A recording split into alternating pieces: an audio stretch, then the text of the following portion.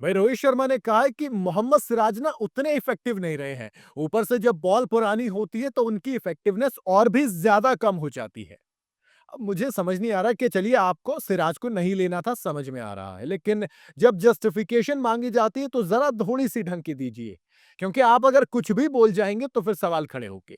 अर्शदीप सिंह के इंक्लूजन को मैं बिल्कुल डिनाई नहीं कर रहा हूं, क्योंकि अर्शदीप की रीसेंट फॉर्म है वो बहुत कमाल की है। आप सैयद मुश्ताक अली ट्रॉफी देखेंगे, आप विजय हजारी ट्रॉफी देखेंगे, आप T20 फॉर्मेट देखेंगे, वो कमाल है। और विजय हजारी ट्रॉफी के अंदर वो अब तक हाईएस्ट विकेट टेकर हैं, तो उनका आना लाजमी था। और लग भी रहा था मुझे कि वो आएंगे। बट बैकअप बॉलर के तौर पर आप सिराज नहीं हर्षित राणा को लेते हो, थोड़ा-सा भी ठीक है। बट जब सवाल रोहित शर्मा से किया जाता है कि आपने मोहम्मद सिराज को इंक्लूड क्यों नहीं किया है, तब ये जो जवाब निकल के आता है कि देखो यार, सिराज ना थोड़ा-सा अभी आउट ऑफ फॉर्म चल रहा है, और जैसे-जैसे बॉल पुरानी होती है, तो उसमें उतना इफेक्टिव ना रहता नहीं है। आपने क्या कर रखा था, आपको याद है ना ओडीआई वर्ल्ड कप 2023 के फाइनल में, आपको पता है कि बॉल पुरानी होने पर सिराज इफेक्टिव नहीं रहता, तब भी आप सिराज के पास जा रहे थे बार-बार। अरे जब पता था तो ना देते। 2022 से 2022 के बाद से बात कर रहा हूं मैं। वर्ल्ड में, इंडिया की बात भी नहीं कर रहा हूं, पूरी दुनिया में किसने सबसे ज्यादा विकेट लिए ओडीआई फॉर्मेट के अंदर?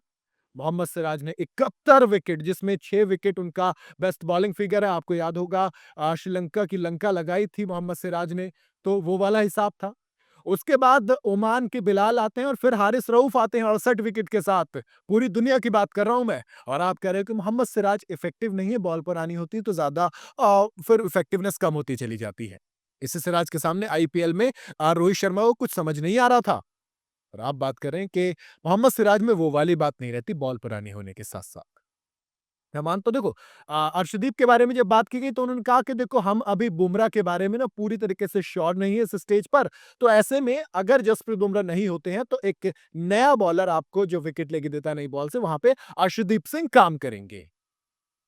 अर्शदीप के लिए नो ऑफेंस, बट ठीक है यार, क्या बोलूँ मैं, इसमें कुछ नहीं बोलना चाहूँगा। बट हाँ, अर्शदीप के साथ देखो, मुझे जो लगता है अर्शदीप के साथ जो फ़ेवर में चीज़ें कहीं, एक तो उनकी रीसेंट फ़ॉर्म बहुत कमाल की फ़ॉर्म में है। विजय हज़ारे ट्रॉफ़ी में उनकी बॉलें समझ नहीं आ रही। कहर बरसार, इवन ऋतुराज गायकवाड़ वगैरह सब के सब मुँह देखते और आँखें मलते हुए रह जाते हैं उनकी बॉलिंग के आगे। दूसरा, एक लेफ्ट हैंडर पेसर है। तीसरा, स्विंग करा के नई बॉल के साथ बहुत ज़्यादा कारगर साबित होता है।